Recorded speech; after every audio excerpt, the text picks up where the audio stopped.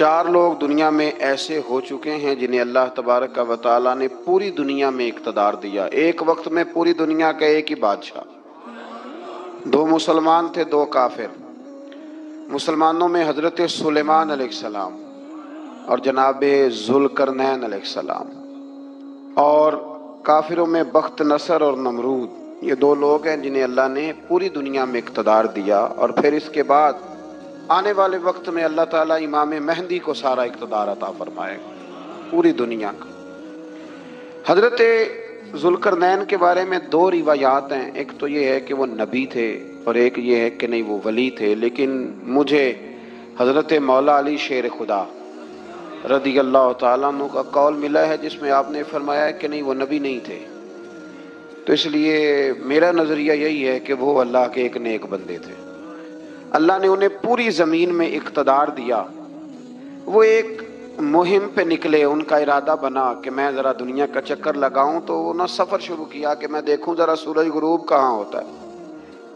تو فرماتے میں پہنچا، بڑا گیا، لیکن میں اس مقام تک پہنچ گیا جہاں سورج غروب ہوتا ہے، تو پھر میں نے دیکھا کہ ایک سیاہ کنواں ہے جس کے اندر جا کے وہ چھپ گیا ہے، لیکن رب کریم کی اس حقیقت تک میں پہنچ سکا نہیں۔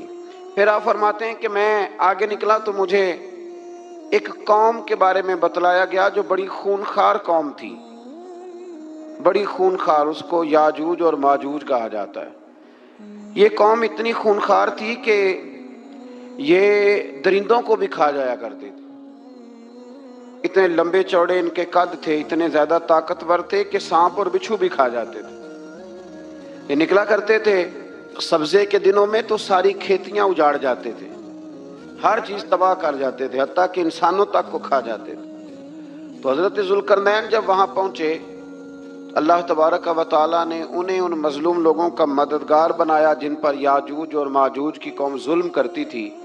انہوں نے آپ سے کہا کہ حضور مہربانی فرمائیں، اس قوم سے تو ہماری جان چھڑائیں۔ آپ نے فرمایا تم میری مدد کرو۔ انہوں نے کہا حضور کس طرح؟ فرمایا بس جسمانی طور پر میری مدد کرو۔ تو آپ نے پھر وہاں ایک دیوار بنائی، ایک دیوار، لوہا کاٹ کر، سیسا پگھلا کر، پتھر ڈال کر ایک بڑی موٹی تازی دیوار بنائی، اور اتنی اونچی بنائی، اور پھر اس کے چاروں جانب آگ جلائی تاکہ وہ لوہا اس طرح پگھل جائے کہ وہ دیواروں کے ساتھ چپک جائے، تاکہ کوئی آدمی پیر رکھنا چاہے تو پیر رکھ کے اس پہ چڑھ نہ سکے۔ آپ نے وہ دیوار بنائی۔ اب اس قوم کا حال یہ ہوا کہ وہ اس کے اندر قید ہیں، وہ صبح جب اٹھتے ہیں تو اس کو توڑنا شروع کرتے ہیں، توڑتے رہتے ہیں، تو جب شام ہوتی ہے تو ان میں سے ہر روز ایک شخص کہتا ہے اتنی رہنے دو، باقی کل کریں گے۔ لیکن جب وہ سویرے اٹھتے ہیں تو اللہ تعالیٰ اس دیوار کو پھر سے مضبوط فرما دیتا ہے۔ نبی کریم علیہ الصلاۃ والسلام نے فرمایا قرب قیامت میں ایک وقت آئے گا، قیامت کے قریب جا کے ایک ٹائم ایسا آئے گا کہ اس مخلوق میں سے ہی ایک شخص پکارے گا، اور پکار کے کہے گا کہ اب سو جاؤ انشاءاللہ۔ اللہ ان کی زبان پہ جاری کہے گا اب سو جاؤ اور سویرے انشاءاللہ یہیں سے شروع کریں گے۔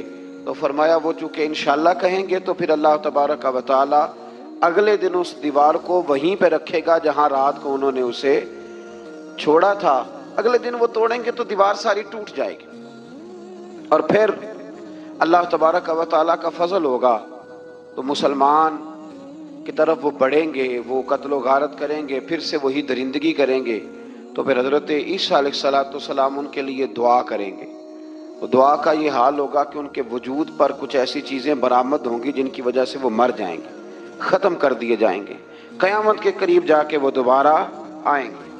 اس کے بعد پھر اللہ تبارک و تعالیٰ نے سورہ کہف کی آخری آیات میں 7 سمندر اور ان جیسے اور بھی آ جائیں، فرمایا 7 سمندر ہوں اور ان جیسے اور بھی آ جائیں اور مل کر وہ روشنائی بن جائیں تو میرے رب کے کلمات ختم ہونے سے پہلے سمندر ختم ہو جائیں گے۔ اور آخری آیت میں اللہ تعالیٰ نے فرمایا کہ اے رسول صلی اللہ تعالی علیہ وسلم آپ کہہ دیجئے کہ میں تمہاری طرح ہی ایک بشر ہوں، انا بشر مثلکم، میں بھی تمہاری طرح ایک۔ اب مثلکم کا بہت سارے لوگوں نے ترجمہ اپنی طرح کا کر لیا ہے، حالانکہ حضور صلی اللہ تعالی علیہ وسلم نے فرمایا کہ بشر ہونے میں تمہاری طرح ہوں، रसूल होने में तुम्हारी तरह नहीं, अल्लाह का हबीब होने में तुम्हारी तरह। और वो ये जो मैं कह रहा हूँ ना, नहीं, तो ये सही बुखारी के लफ्ज़ हैं। हुजूर ने फरमाया अय्युकुम मिस्ली, कौन है तुम में जो मेरी तरह हो, ये सही बुखारी के लफ्ज़ हैं। अल्लाह तबारक व तआला समझने की तौफीक अता फरमाए। फिर इससे आगे सूरह मरियम शुरू होती है। इस सूरत में अल्लाह तबारक व तआला ने हज़रत ज़करिया अलैहिस्सलाम का जिक्र फरमाया है कि वो लावलद थे और बुढ़ापे की उम्र को पहुंच चुके थे। उन्होंने अल्लाह ताला से औलाद की दुआ की जो इनका और आले याकूब का वारिस हो, तो अल्लाह ताला ने उन्हें बेटे की बिशारत अता फरमाई जिसका नाम उन्होंने याहया रखा। बल्कि ये नाम उन्होंने पहले से रख लिया था, याहया नाम उन्होंने पहले से रख लिया था। मुझे अब लोग किस सेंस में मसला पूछते हैं ये नहीं मुझे पता, लेकिन मुझसे एक दोस्त ने कुछ दिन पहले पूछा कि पैदाइश से पहले बच्चे का नाम रखना जायज़ है। तो मैंने उन्हें कहा कि हाँ, आप सूरह मरियम पढ़ेंगे तो आपको अंदाज़ा होगा कि हज़रत ज़करिया ने बेटे का नाम पहले ही रख दिया था, क्योंकि उन्हें यकीन कामिल था कि रब करीम मुझे बेटा ही अता फरमाएगा। तो हज़रत याहया अलैहिस्सलाम को अल्लाह ताला ने बचपन में ही नबुव्वत अता की और किताब दी। इनके औसाफ ये बयान किए कि वो पाकीज़ा और मुत्तकी थे, माँ बाप के साथ नेकी करने वाले थे और सरकश नहीं थे। इन पर सलाम हो जब वो पैदा हुए, और इन पर सलाम हो जब उनकी वफ़ात हुई, और क़यामत के दिन जब उन्हें उठाया जाएगा। इससे मालूम हुआ कि नबी करीम अलैहिस्सलाम पर या किसी भी नबी पर सलाम भेजना और उस दिन पर सलाम भेजना जिस दिन अल्लाह ताला ने उन्हें पैदा फरमाया है, ये कुरान मजीद से साबित है। यानी आप ये कह सकते हैं कि जिस सुहानी घड़ी चमका तैबा का चाँद, उस दिल अफरोज साअत पे, दिल अफरोज साअत पे लाख। तो ये ऐने कुरान मजीद है कि जिस दिन वो पैदा हुए उस दिन उन पर सलाम। अल्लाह ताला समझने की तौफीक अता फरमाए। फिर इससे आगे चलकर हज़रत मरियम सलामुल्लाह अलैहा का जिक्र है कि उनके पास फरिश्ता आया। हम तीसरे पारे में भी उनका जिक्र पढ़ आए। फिर एक आध और जगह पे भी इशारतन किनायतन उनका तज़किर आया कि उनके पास फरिश्ता इंसानी शक्ल में आया, और फरिश्ते ने आके कहा कि मैं आपको बेटे की बिशारत देने आया। कहने लगी मेरे पास कैसे बेटा आएगा, मुझे तो किसी मर्द ने छुआ ही नहीं। तो फरमाया रब ऐसे ही करता है जब वो किसी काम का इरादा फरमा लेता है। तो हज़रत मरियम के यहाँ अल्लाह तबारक व तआला ने हज़रत ईसा अलैहिस्सलाम की विलादत फरमाई।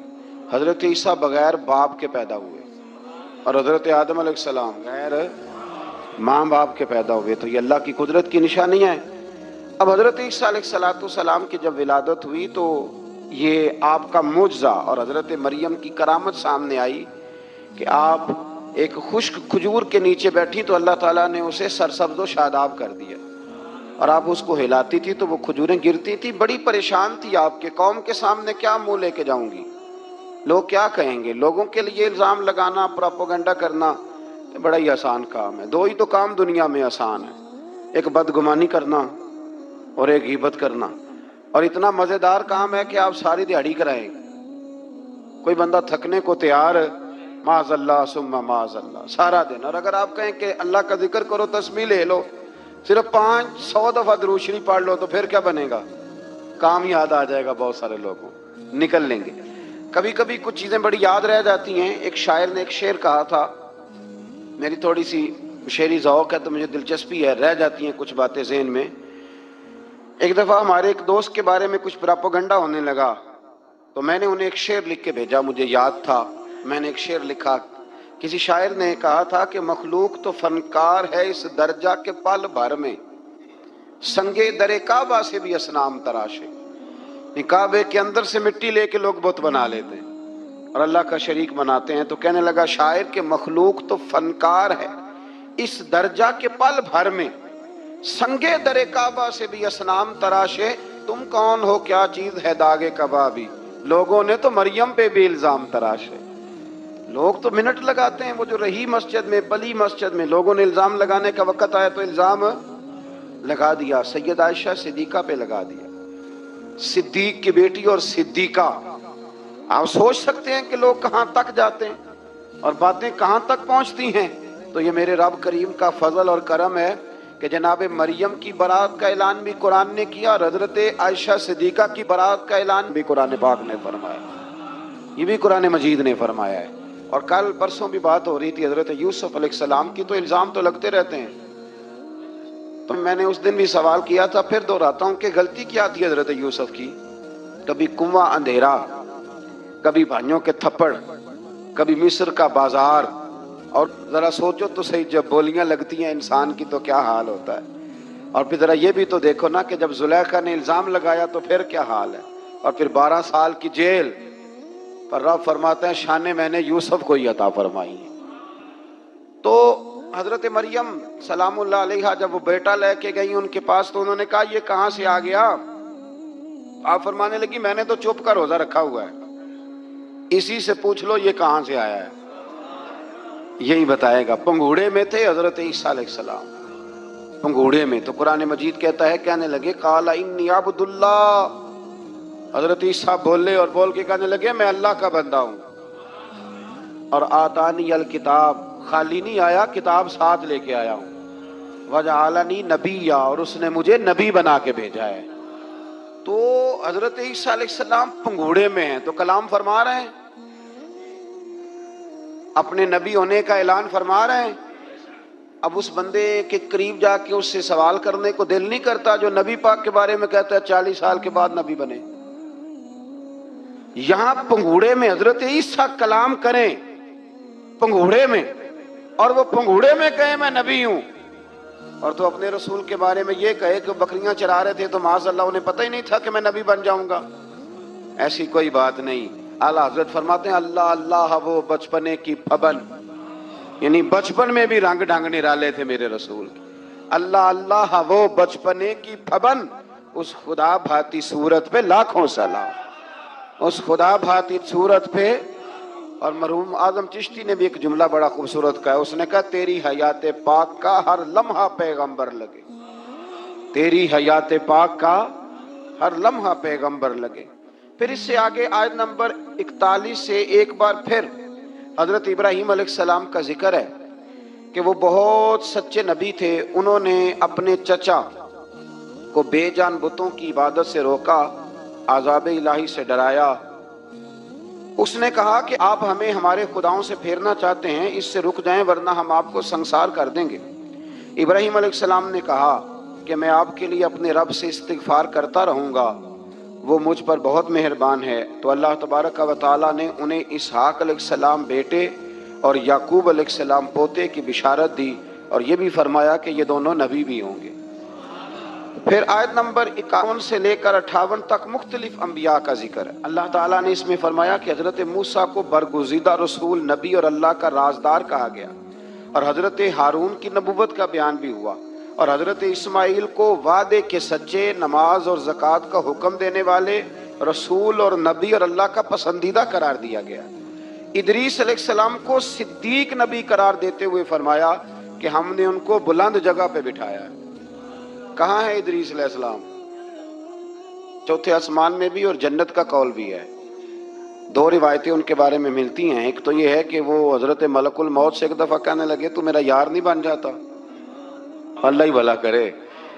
حضرت اسرائیل کو کہنے لگے دوست بن، جو کہ بن جاتے ہیں، دوستی ہو گئی.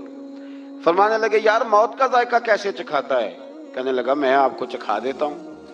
آپ کو موت کا ذائقہ چکھایا اور دوبارہ پھر روح ڈال دی، آپ اٹھ کے بیٹھ گئے. کہنے لگے دوزخ تو دکھا، نے وہ بھی دکھا دی. فرمایا جنت تو دکھا، جنت بھی دکھائی. تو کہنے لگا واپس چلیں. فرمانے لگے اب تو نہیں جانا. کیوں؟ فرمایا رب فرماتا ہے ہم فیہ خالدون، جو جنت میں آئے گا یہیں رہے گا. نے کہا جناب وہ تو پہلے موت کا ذائقہ چکھنا ہے، پل صراط جو دوزخ کے اوپر ہے وہاں سے گزرنا ہے. تو آپ فرمانے لگے یہ دونوں کام میں کر چکا ہوں اور تو نہیں کرائے ہیں، لہذا میں آ گیا ہوں تو میں نے یہیں پہ رہنا ہے.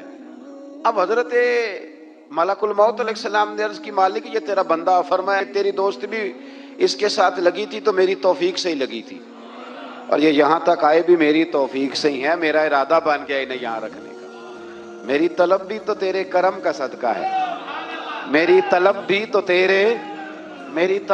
تو تیرے کرم کا صدقہ ہے. یہ پاؤں اٹھتے نہیں بلکہ یہ اٹھائے جاتے ہیں. تو یہ بھی تو اس کا کرم ہوتا ہے نا کہ وہ کس طرح کر کے کسی کو نوازتا ہے. آیت نمبر 59 میں اللہ تعالیٰ کے فرما بردار اور سرکش بندوں کے احوال اور جو ان کے آخرت میں احوال ہوں گے ان کا ذکر کیا گیا ہے۔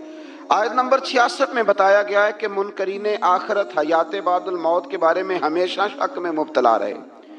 انہیں یقین ہونا چاہیے کہ مرنے کے بعد دوبارہ وہی خالق زندہ کرے گا جس نے پہلی بار بغیر کسی نام و نشان کے پیدا کیا۔ آیت نمبر 76 میں بتایا کہ جو لوگ گمراہی میں مبتلا ہیں ان کے ابتلا میں اضافے کے لیے مہلت کی مدت بڑھا دی جاتی ہے، اور جو ہدایت یافتہ ہیں ان کو مزید استقامت نصیب ہوتی ہے۔ اللہ کے ہاں ثواب اور انجام خیر کے اعتبار سے باقی رہنے والی نیکیاں سب سے زیادہ بہتر۔ ایسی نیکیاں کریں جو باقی رہیں ہمیشہ، کیا کہتے ہیں؟ صدقہ جاریہ۔ آیت نمبر 81 میں فرمایا کہ مشرکین اس امید پر اللہ کے سوا معبودان باطل کی عبادت کرتے ہیں کہ مشکل میں ان کی مدد کریں گے۔ فرمایا ہرگز نہیں، وہ ان کے دشمن بن کے عبادت کا انکار کریں گے۔ آیت نمبر 88 میں بتایا کہ کفار نے اللہ کی طرف اولاد کی نسبت کر کے نہایت سخت بات کی۔ یہ تو اتنا سنگین جرم ہے کہ اس سے آسمان پھٹ پڑے، زمین شک ہو جائے اور پہاڑ ریزہ ریزہ ہو جائیں۔ مزید فرمایا کہ آسمان اور زمین میں جو کوئی بھی ہے سب اللہ کے حضور بندے بن کے حاضر ہوں گے۔ آیت نمبر 97 میں فرمایا جو لوگ ایمان لائے اور نیک کام کیے ان قریب رحمان لوگوں کے دلوں میں ان کی محبت پیدا فرما دے۔ یہ جو شرک والا معاملہ ہے نا، یہ بڑا سادہ سا ہے۔ کچھ لوگ آج نئے فلسفی اٹھے ہیں تو وہ کچھ عجیب و غریب سی باتیں دہریوں جیسی کرنے لگے ہیں، اور بعض مضامین ہم دیکھتے ہیں تازے جو چھپتے ہیں ان کے اندر بھی وہ اشارتاً کنایاتاً مذہب کی بنیاد پر تقسیم نہیں ہونی چاہیے، انسان بحیثیت انسان قابل تکریم ہے۔ تو ایک بات سمجھ لیں کہ جو مکان کی رجسٹری آپ کے نام ہے اگر کوئی اور دعویٰ کرے اس کا تو آپ کو برداشت ہے؟ یہ ہو نہیں نہ سکتا میاں۔ ملک میں وزیر کئی ہو سکتے ہیں پر وزیر اعظم ایک ہوتا ہے، اس کو سمجھ لیں۔ تو جب اللہ کی توحید میں کو کسی کو شریک ٹھہراتا ہے تو بہت بڑا جرم کرتا ہے، وہ بہت بڑا جرم کرتا ہے۔ یوں سمجھ لیں کہ جیسے آپ کی 5 مرلے کی زمین پہ کوئی آ کے قبضہ کرے، اسے مار دینے کو دل کرتا ہے۔ اس لیے یہ ساری زمین رب کریم کی ہے، آسمان و زمین کا خالق اور مالک۔ تو شرک ناپسندیدہ بات، ناپسندیدہ۔ سورہ طٰہٰ شروع ہوتی ہے۔ اس سورہ طٰہٰ میں نبی پاک صلی اللہ تعالی علیہ وسلم کو رب کریم نے فرمایا کہ محبوب قرآن اس لیے نازل نہیں کیا تھا کہ آپ مشقت میں پڑ جائیں۔ نبی کریم لمبی لمبی نمازیں پڑھتے تھے، لمبی لمبی، تو قرآن مجید نے کہا طٰہٰ ما انزلنا علیک القرآن لتشقیٰ، محبوب قرآن اس لیے نازل نہیں کیا کہ آپ مشقت میں پڑ جائیں۔ حضور لوگوں کو بڑی جد و جہد کے ساتھ دین کی طرف بلاتے تھے، تو کہا محبوب قرآن اس لیے نازل نہیں کیا تھا کہ آپ مشقت میں پڑ جائیں۔ آپ تو مشقت کرنے لگ گئے۔ وہ یا رب اپنے محبوب کو کہہ رہا ہے، جیسے سورہ مزمل میں بات ہوئی نا کہ محبوب تھوڑا آرام بھی فرما لیا کر، محبوب تھوڑا آرام بھی فرمائے۔ پھر فرمایا کہ یہ قرآن نصیحت کے لیے نازل ہوا ہے اور اللہ ظاہر و باطن سب کو جانتا ہے اور وہ وحدہ لا شریک ہے اور سارے اچھے نام اسی کے ہیں۔ آیت نمبر 10 میں فرمایا کہ مدین سے واپسی کے سفر کے دوران موسیٰ علیہ السلام اس واقعے کا بیان کیا کہ وہ اپنی جگہ پر رکے ہوئے تھے، تو وہیں انہیں غیب سے ندا آئی کہ اے موسیٰ میں آپ کا رب ہوں، آپ وادی مقدس میں ہیں تو ادباً اپنے جوتے اتار دیجئے، میں نے آپ کو چن لیا ہے، میرے پیغام وحی کو توجہ سے سنیے، میں اللہ وحدہ لا شریک ہوں، میری بندگی کیجیے، میری یاد کے لیے نماز قائم کیجیے، قیامت آنے والی ہے اسی کی طرف آپ توجہ فرمائیے۔ اسی موقع پر آپ کو جو معجزات عطا کیے گئے ان کا بھی ذکر ہے، اور وہ ہم پیچھے بہت ساری جگہوں پہ اس کا ذکر کر آئے کہ اللہ تعالیٰ نے ان کو ایک ایسا عصا عطا فرمایا تھا کہ وہ ایک دم میں ہی بہت بڑا اژدہا بن جایا کرتا تھا، اور پھر حضرت سیدنا موسیٰ علیہ السلام اپنا ہاتھ گریبان میں ڈال کے نکالتے تھے تو آفتاب کی طرح روشن ہو جاتا تھا۔ اقبال کہتے ہیں ید بیضا لیے بیٹھے ہیں اپنی آستینوں، ید بیضا لیے، چمکتے ہوئے ہاتھ ہیں ان کے، تو یہ اپنی آستینوں میں چھپا کے بیٹھے ہیں۔ پر اقبال نے یہ ولیوں کے لیے کہا ہے، نہ پوچھ ان خرقہ پوشوں کی، ارادت ہو تو دیکھ ان کو، ارادت ہو تو محبت کے ساتھ دیکھ، تنقید کے ساتھ تو پتہ ہے پھر بندے کو کوئی شے نہیں ملتی، آنکھیں گونگ ہو جاتی۔ ارادت ہو تو دیکھ ان کو، ید بیضا لیے بیٹھے ہیں اپنی آستینوں میں۔ پھر اللہ تعالیٰ نے نا حضرت موسیٰ علیہ السلام کو حکم دیا تھا کہ فرعون کو دعوت دیں، تو حضرت موسیٰ نے دعا مانگی جو آیت نمبر 25 और 28 में मौजूद है। रब्बि शरह ली सदरी वयस्सिर ली अमरी वहलुल उक़दतम मिन लिसानी यफ़क़हू क़ौली। ऐ मेरे रब, मेरे लिए मेरा सीना खोल दे, मेरे लिए मेरा काम आसान कर दे, मेरी जुबान की गिरा खोल दे ताकि वो लोग मेरी बात को समझ सकें। यह आपने दुआ फरमाई और आगे जाके मजीद आपने इल्तिजा की कि मेरे खानदान में से मेरे भाई हारून को इस मिशन में मेरा वजीर बना दे ताकि मुझे तकवीयत मिले और इसे मेरा शरीक कार बना दीजिए। अल्लाह ताला ने उनकी इस दुआ को कबूल फरमा लिया। आयत नंबर 38 से हजरत मूसा अलैहिस्सलाम की पैदाइश का जिक्र होता है और ये तकरीबन आयत नंबर 76 तक चलता है। वाक़या आपने पहले भी सुना हुआ है, अपने लफ्ज़ों में मैं भी अर्ज किए देता हूँ। फिरौन को उसने वो ख्वाब देख लिया था कि एक सितारा उठेगा और फिर वो गिरेगा तो मेरी सारी सल्तनत को तबाह कर देगा। नजूमियों से उसने पूछ लिया, उसने कहा कि एक बच्चा पैदा होगा जो तेरी सल्तनत को तबाह करेगा। अब चाहिए तो ये था कि वो तौबा करता, लेकिन उसने क्या किया कि उसने बच्चों को कत्ल कराना शुरू किया। युज़ब्बिहूना अबनाअकुम, ज़िबा करा देता था तुम्हारे बेटों को और बच्चियों को वो जिंदा रखता था। अल्लाह तबारक व तआला की कुदरत देखिए, रब बड़ा ही करीम है। आप यकीन करें मौला के देने के अनोखे ही अंदाज हैं। यानी हजरत मूसा को ये तूर के पास आग लेने जाएं तो अल्लाह तबारक व तआला पहली वही फरमा के नबी बना ले। भाई हजरत यूसुफ को कुएं में डालें तो रब वहां से निकाल के मिस्र का हुक्मरान बना दे। वो बड़ा ही बेनियाज है। मौला के देने के अंदाज बड़े ही अनोखे हैं, वो बड़े अनोखे अंदाज में नवाजता है। तो हजरत मूसा जब पैदा हुए तो उनकी वालदा ने पता क्या किया, उनको एक संदूक में बंद करके दरिया में बहा दिया। अब दरिया में बहते जा रहे हैं तो माँ थी तो परेशान भी हो गई। उनकी हमशीरा को कहने लगी, जरा ध्यान रखना किधर जाते हैं। हजरत मूसा अलैहिस्सलाम दरिया में बहते बहते ना, फिरौन ने ना दरिया के किनारे मकान बनाया हुआ था। आपको पता है बादशाहों का ज़ौक होता है। आजकल हमारे जो हुक्मरान हैं उन्होंने उसका नाम फार्म हाउस रखा हुआ है, मेरा फार्म हाउस, और पुराने ज़माने में लोग डेरा कहते थे। तो उसने भी इस तरह का फार्म हाउस बनाया हुआ था। वहाँ पे हजरत मूसा अलैहिस्सलाम तैरते हुए ताबूत के अंदर, संदूक के अंदर जा रहे हैं। फिरौन और उनकी बीवी हजरत आसिया बे औलाद थी, बड़ी तड़प थी बेटे की, वो भी वहाँ खड़ी थी। संदूक तैरता हुआ आया तो फिरौन ने कहा कि जाओ पकड़ के लाओ, देखो क्या है। जब वो लेके आए ना तो आपकी हमशीरा जो निगरानी कर रही थी परेशान हो गई कि ये तो उसके हाथ लग गए, ये तो अब मार डालेगा।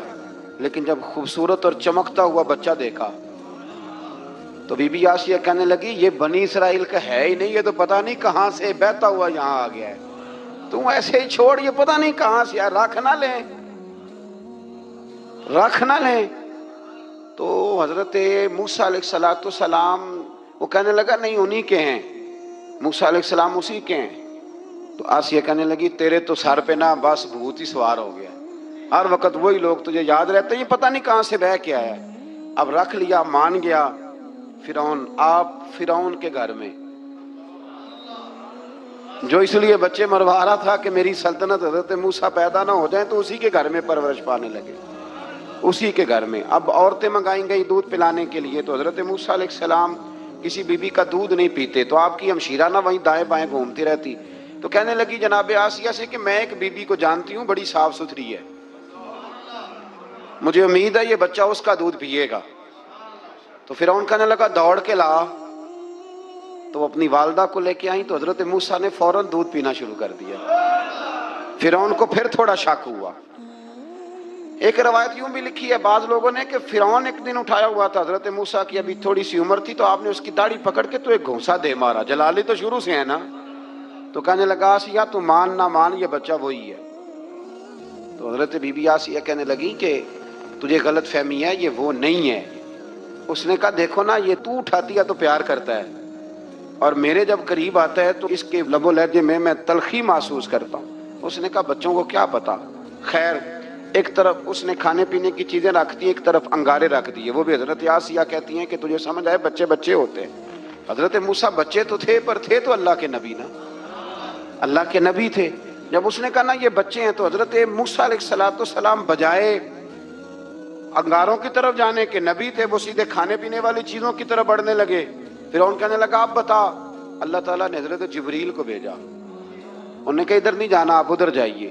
تو آپ آگ کی طرف گئے اور ایک کوئلہ اٹھا کے زبان پہ رکھ لیا. تو آسی کہنے لگی سمجھ آئی، بچے کو کیا پتا کدھر جانا ہے کدھر نہیں جانا. اگر وہ اتنا ہی خیال ہوتا، وہی بچہ ہوتا تو آگ. اور بعد مفسرین نے لکھا ہے یہ جو حضرت موسیٰ دعا مانگتے تھے نا، رب اشرح لی صدری ویسر لی امری، یہ وہ آگ کا انگارہ جب کوئلہ منہ میں رکھا تھا نا تو اس کی وجہ سے زبان میں کچھ لکنت آ گئی. تو آپ دعا کرتے تھے کہ یا اللہ میری زبان کی وہ بند گرا کھول دے تاکہ میں کھل کے فرعون کے سامنے بات کر سکوں. وہیں حضرت موسیٰ پلنے لگے، وہیں پلے، وہیں جوان ہوئے، وہیں اللہ نے ساری دولتیں دی، بہن بھی ملی، ماں بھی ملی، اور سارے عزیزوں کا پیار بھی ملا. اسی گھر کے اندر اللہ نے پرورش کر کے فرعون کے ظلم سے بنی اسرائیل کو نجات عطا فرمائی. آج نمبر 77 سے موسیٰ علیہ السلام کو حکم ہوا کہ راتوں رات بنی اسرائیل کو لے کے نکل جائیں. انہیں اللہ کی طرف سے یقین دلایا گیا کہ ان کے لیے سمندر میں خشک راستہ نکال لیا جائے گا. فرعون نے ان کا تعاقب کیا اور سمندر میں غرق کر دیے گئے. اس مقام پر اللہ تعالیٰ نے بنی اسرائیل پر اپنے احسانات کا ایک بار پھر ذکر فرمایا. حضرت سعد بن ابی وقاص رضی اللہ تعالیٰ عنہ بھی ایک دن جہاد کے لیے نکلے تو رستے میں سمندر آ گیا. حضرت موسیٰ کی قوم کو نا سمندر نے رستہ دیا تھا. تو جناب سعد بن ابی وقاص سمندر کے کنارے کھڑے ہو کے، اب وہ لوگ پوچھنے لگے حضور کیا کرنا ہے؟ فرمایا کرنا کیا ہے، ابھی دیکھیں کیا ہوتا ہے. تو فرمانے لگے وہ سمندر و دریا اگر تو حضرت موسیٰ کی نافرمان قوم کو رستہ دیتا ہے تو ہم تو رسول اللہ کے فرما بردار غلام ہیں، ہمیں بھی رستہ دے. تو 12 رستے بن گئے دریا میں سے. جناب سعد بن ابی وقاص لشکر لے کے گزر گئے، باہر گئے تو ایک دفعہ پھر صحابہ کو یقین دلایا. فرمایا کسی کی کوئی چیز تو نہیں رہ گئی دریا میں؟ دشت تو دشت ہیں دریا بھی نہ چھوڑے ہم، بحر ظلمات میں دوڑا دیے. اب میں کیا کروں، علامہ اقبال نے ہر جگہ کلام لکھا ہے، ہر جگہ. یہ آپ کو پتہ نا، ایک صاحب مجھے بھی سمجھا رہے تھے، میں نے جمعے میں بھی وضاحت کی. میں نے لگے آپ اقبال کی بڑی تعریفیں کرتے ہیں. میں نے کہا مجبوری ہے، وہ کام ہی تعریفوں والے کرتے ہیں تو ہو جاتی ہیں، کیا کیا جائے. آمدام برسر مطلب. تو حضرت سعد بن ابی وقاص نے پوچھا کچھ رہ تو نہیں گیا؟ کہا جناب پیالہ رہ گیا میرا مٹی کا دریا میں. تو حضرت سعد بن ابی وقاص کہنے لگے کوئی مسئلہ نہیں، ہم رسول اللہ کے غلام ہیں. اور اس پر بڑی دلائل ہیں، وقت نہیں ہے، آگے بڑھنا ہے. فرمایا او دریا، او ہمارا پیالہ تو واپس کر دے. تو ایک لہر آئی تو پیالہ بھی کنارے پہ پھینک گئی. تو اللہ تعالیٰ نے حضرت موسیٰ علیہ السلام کو کی قوم کو وہاں سے نجات دی. آیت نمبر 85 سے سامری کا ذکر ہے. سامری ایک جادوگر تھا. جب حضرت موسیٰ علیہ السلام تشریف لے گئے نا کوہ طور پہ، تو اس نے نا سونے کا ایک بچڑا بنا دیا تھا اور اس کے منہ میں ایسی تاریں اس نے لگائی تھیں کہ جب ہوا چلتی تھی تو وہ تاریں بجتی تھیں. مفسرین نے لکھا ہے. تو بنی اسرائیل والوں کو یہ کہتا تھا دیکھو یہ بولتا ہے. تو بڑے کمزور ایمان کے لوگ تھے، اس طرف متوجہ ہو گئے، اس طرف متوجہ ہو گئے. حضرت موسیٰ علیہ السلام واپس آئے تو انہوں نے پوچھا کہ یہ ماجرا کیا ہے. تو اس نے کہا کہ میں نے نا حضرت جبریل علیہ السلام کا گھوڑا جب چل رہا تھا تو ان کے پاؤں سے جو مٹی لگ رہی تھی وہ مٹی میں نے تھوڑی اٹھا لی تھی اور وہ میں نے اس کے منہ میں رکھی ہے، جس کی وجہ سے اس کے منہ سے آواز ہے. وہ مٹی کب اٹھائی تھی وہ بھی لکھا ہے مفسرین نے کہ حضرت موسیٰ علیہ السلام نے جب کہا نا بنی اسرائیل والوں کو کہ گھوڑے ڈالو اندر، حالانکہ رستے بن بھی گئے تھے، پھر بھی کہنے لگے ایسا نہ ہو کہ اندر جائیں تو پانی پھر آ جائے. تو یہ جاتے نہیں تھے، ڈرتے تھے، کمزور ایمان کے لوگ تھے نا. اصل مسئلہ نا اندر کا ہے. آپ یقین کریں یہ بڑی باکمال بات ہے. میں تو اس نتیجے پہ پہنچا ہوں تھوڑی سی زندگی گزار کے کہ یقین اگر مضبوط ہو نا تو انسان کی زندگی کا ہر کٹھن رستہ آسان ہو جاتا ہے. لیکن جن لوگوں کے اندر مسائل بہت زیادہ ہوتے ہیں ان کے لیے بیرونی کوئی کام کرنا بھی بڑا ہی مشکل ہوتا ہے. تو یہ لوگ کہنے لگے کیسے اندر جائیں گے تو پھر نہ پانی مل جائے. تو حضرت جبریل امین آئے گھوڑی پہ بیٹھے ہوئے، انہوں نے آگے آگے گھوڑی دوڑائی. تو آگے گھوڑی دوڑی تو ان کے گھوڑے خود بخود پیچھے دوڑ پڑے. حضرت سیدنا جبریل کی گھوڑی جہاں پیر رکھتی تھی وہاں سے سبزہ اگتا تھا. سامری جادوگر تھا، حیرت انگیز چیزوں کو جمع کر لیتا تھا. اس نے وہ جمع کر کے رکھ لی اور بچڑا بنا دیا. تو حضرت موسیٰ علیہ السلام نے جب اس سے پوچھا تو اس نے یہ بات بتائی اور کہنے لگا یہ تدبیر مجھے میرے نفس نے سجائی تھی. حضرت موسیٰ نے اس سے کہا تو یہاں سے چلا جا، زندگی میں تیرے لیے وحشت کی سزا ہے، اور تیری سزا کا وقت آخرت میں مقرر ہے۔ اس کے بعد والی آیات میں اللہ تعالیٰ کی وحدانیت، کتاب اللہ کی حقانیت اور اس سے روح گردانی کرنے والوں کے لیے عذاب آخرت کا بیان ہے۔ وحشت کا بھی عذاب ہوتا ہے کچھ لوگوں کو وحشت کا عذاب یہ ہوتا ہے، یعنی انسان ہر وقت خوف زدہ رہے۔ آیات بتاتی ہیں کہ اس پر کون سا عذاب ہے، اس پر ایک وحشت طاری رہے۔ اللہ سے دعا مانگیں اللہ تبارک و تعالی ان ساری آزمائشوں سے ہمیں محفوظ فرمائے۔ اسی تسلسل میں پھر قیامت اور سور پھونکے جانے کا ذکر ہے۔ آیت نمبر 105 سے فرمایا کہ لوگ آپ سے پہاڑوں کے متعلق سوال کرتے ہیں، آپ ان سے کہہ دیجئے میرا رب انہیں ریزہ ریزہ کر دے گا اور پوری زمین ہموار میدان کی طرح ہو جائے گی۔ آیت نمبر 109 میں قیامت کی ہولناکیوں کا ذکر ہوا اور فرمایا آج اللہ کی بارگاہ میں کسی کو مجال شفاعت نہیں ہوگی سوائے اس کے جسے وہ اذن شفاعت عطا کرے اور جس کے قول سے وہ راضی ہو۔ آیت نمبر 110 سے اکھڑی گردنوں کے حی و قیوم کے سامنے جھکنے، ظالموں کے نامراد ہونے اور مومنین صالحین کے کامیاب ہونے کا ذکر ہے۔ آیت نمبر 114 میں علم میں اضافے کی تعلیم کے لیے دعا ارشاد فرمائی گئی ہے جو بڑی معروف ہے، رب زدنی علما۔ آیت نمبر 115 سے اس بات کا ذکر ہے کہ آدم علیہ السلام جو جنت میں درخت کے قریب چلے گئے تو یہ ان کی بھول اور اجتہادی خطا تھی، اللہ نے خود وضاحت فرما دی، اور انہوں نے قصداً اللہ کے حکم کی نافرمانی نہیں کی۔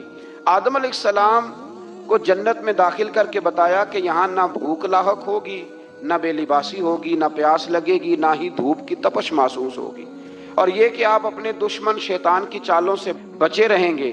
اس مقام پر قرآن نے اس موضوع کو پھر بیان کیا کہ شیطان نے وسوسہ ڈالا اور مخلص اور ہمدرد کا روپ دھار کر ان کو بہکایا۔ انہوں نے ممنوع درخت سے کھا لیا سو ان کے ستر کھل گئے اور جنت کے پتوں سے اپنے ستر کو ڈھانپنے لگے، پھر اللہ نے ان کی توبہ قبول کی اور جنت سے زمین پر بھیج دیا۔ آیت نمبر 124 سے اللہ تعالیٰ نے فرمایا جو ہماری یاد سے غافل رہے گا ہم اس کے لیے معیشت تنگ کر دیں گے، وَمَنْ أَعْرَضَ عَنْ ذِكْرِي فَإِنَّ لَهُ مَعِيشَةً ضَنْكًا۔ جو ہماری یاد سے غافل ہوگا اس کے لیے زندگی اس پر اللہ تبارک و تعالی ہر وقت اپنی یاد کی توفیق عطا فرمائے۔ آیت نمبر 130 سے اللہ تعالیٰ نے ارشاد فرمایا ان کی باتوں پر صبر کیجیے، سورج کے طلوع اور غروب ہونے سے پہلے اپنے رب کی حمد کے ساتھ تسبیح پڑھتے رہیے، اور رات کے بعض اوقات میں اور دن کے حصوں میں بھی تسبیح پڑھتے رہیے تاکہ آپ کا رب راضی ہو جائے اور آپ بھی راضی ہو جائیں۔ مزید فرمایا کہ اپنے اہل خانہ کو نماز کا حکم دیں اور خود بھی نماز پر قائم رہیں، اور نیک انجام صرف تقوی پر کاربند لوگوں کے لیے۔ کفار قریش کے عذاب کے مطالبے کے جواب میں فرمایا کہ ان سے پہلے لوگوں کو اللہ نے ہلاک کر دیا تھا اور عذاب کا وقت مقرر ہے، اگر ہم رسول بھیجنے سے پہلے ہلاک کرتے تو یہ لوگ کہتے کہ ہمارے پاس عذاب سے پہلے رسول کیوں نہیں بھیجا، ہمیں کوئی سمجھا لیتا، ہم نہ یہ کام کرتے۔ اور فرمایا انتظار کرو تم ان قریب جان لو گے سیدھے راستے والے اور ہدایت یافتہ لوگ کون ہیں۔ قیامت میں اللہ تعالیٰ مجرموں کو حساب لے گا تو کہیں گے یا اللہ ہم تو تھوڑی دیر کے لیے تو گئے تھے، پل بھر کے لیے گئے تھے، جھوٹ بول دیں گے، تو اللہ فرمائے گا یہ تو تمہاری پرانی عادت ہے، یہ پرانی عادت ہے مجرم کی، کہ مجرم کیا کرتا ہے، جھوٹ بولتا ہے۔ نماز کیوں نہیں پڑھتے، کہتے کپڑے نہیں پاک۔ آؤ پھر ہوٹل پہ کھانا کھانے چلے تو کہتا میں ذرا بدل کے آیا۔ یعنی مجرمانہ سوچ ہے نا، غفلت کی سوچ، اور پھر اس پر دلائل دینا۔ یعنی آپ کسی سے پوچھے نماز پڑھتے ہو، کہتے ہیں حضرت صاحب جھوٹ نہیں بولنا، میں فجر کی پڑھتا ہوں باقی نہیں پڑھتا۔ میں نے کہا بڑا سچ ہے بھائی تو، یعنی میں جھوٹ نہیں بولتا۔ خدا کے بندے اتنی ڈھٹائی سے تو بات کر رہا ہے، اتنی ڈھٹائی سے۔ اور ایک بات آپ کو بڑی ذمہ داری سے عرض کرنے لگا ہوں، ذرا میری بات کو سمجھنا، اگر آپ 4 دن مسلسل گھر نہ جائیں، آپ کی بیوی شور کرتی ہے کہ نہیں کرتی؟ یہ ویسے بھی غیر اخلاقی بات ہے، آپ کی ذمہ داری نہیں ہے آپ کا گھر، تو 4 دن مسلسل آپ باہر رہیں بغیر کسی وجہ کے تو شور اٹھتا ہے کہ نہیں؟ اگر ابا جی آپ کے رہتے ہیں نا سعودی عرب میں تو وہاں بھی فون چلا جائے گا، اس کو سمجھائیں 4 دن سے گھر نہیں ہے، تو 4 دن گھر نہ جائے تو شور ہوتا ہے، اور تو مہینہ مسجد ہی نہیں جاتا۔ اور پھر تیرے اندر پھر مد و جزر نہ ہو، پھر جوار پھاٹا نہ ہو، پھر ساری نعمتیں موجود ہونے کے بعد تیرا کلیجہ منہ کو نہ آئے، پھر تیرا جگر نہ پھٹے، پھر رات کو تجھے نیند کیسے آئے؟ اس لیے کہ تو نے وہ اپنے اندر کے ساتھ دھوکہ شروع کر دیا ہے۔ تو وہاں گیا ہی نہیں جہاں سے تجھے 5 وقت آواز آتی ہے، پھر توجہ ہی نہیں کی۔ اس لیے سمجھ لے کہ جو اندر بے چینی ہے اس کا کوئی نہ کوئی سبب ہے، کہیں نہ کہیں تو ہم نے غلطی کی ہے، کسی نہ کسی جگہ تو کوئی معاملہ ایسا ہے۔ امام مالک رحمۃ اللہ علیہ کے پاس ایک شخص آیا تو ناجائز پیسے کمایا کرتا تھا، کہنے لگا حضور سکون کوئی نہیں، تو امام صاحب نے ایک کی جملہ کہا، فرمانے لگے امانتیں امانت داروں کے حوالے کر دے، رب تجھے سکون عطا کر دے گا۔ وہ بندہ کہنے لگا یہ کیا؟ فرمانے لگے میرے پاس کسی کی امانت ہو تو مجھے نیند کوئی نہیں آتی، تو نے تو یتیموں مسکینوں کی رکھی ہوئی ہے، تجھے کیسے آئے گی؟ جیتے جاگتے آدمی کی امانت میرے پاس ہو تو میں کہتا ہوں یہ چھین نہ جائے، تو نے تو لوٹ مار کی رکھی ہے۔ اللہ ہمیں سمجھنے کی توفیق عطا فرمائے۔ آگے سورہ لقمان شروع ہوتی ہے۔ حضرت لقمان کے بارے میں بھی لوگوں کا بعض کا قول یہ ہے کہ حضرت لقمان نبی تھے، لیکن صحیح قول مفسرین نے یہی لکھا ہے کہ وہ نبی نہیں تھے، وہ اللہ کے ایک نیک بندے تھے، اللہ کے ولی تھے، ایک بڑے دانا آدمی، بڑے عقل مند آدمی تھے۔ اللہ تبارک و تعالیٰ نے انہیں بڑا نوازا تھا، بڑی حکمت والے تھے، بڑے سمجھدار تھے۔ آپ اندازہ کریں کہ اللہ نے ولیوں کا کتنا ذکر فرمایا قرآن مجید کے اندر۔ سورہ لقمان ایک ولی کے نام پہ، حضرت سکندر ذوالقرنین اللہ کے